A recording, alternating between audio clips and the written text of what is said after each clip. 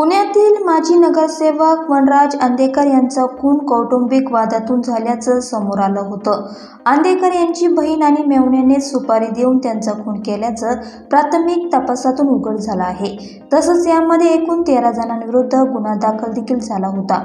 पण आता या प्रकरणात नवीन अपडेट समोर आले आहे. पोलिसांनी गुन्हा दाखल करण्यात आलेल्या 13 जणांना रायगड जिल्ह्यातील माणगाव येथून ताब्यात घेण्यात आलं आहे. ताम्हिणी घाटात एका हॉटेलवर ते जेवणासाठी थांबलेले असताना पोलिसांनी सापळा रचून त्यांना ताब्यात घेतले. दरम्यान अंदेकर खून प्रकरणाचा तपास गुन्हे शाखेकडे वर्ग करण्यात आला आहे.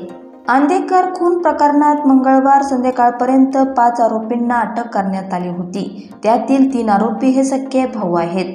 जयंत लक्ष्मण कोमकर, प्रकाश लक्ष्मण कोमकर आणि गणेश लक्ष्मण कोमकर अशी या भावांची नावे आहेत. तर जयंत यांची पत्नी आणि अंदेकर यांची बहीण संजीवनी यांना देखील या गुन्ह्यात अटक करण्यात आली आहे.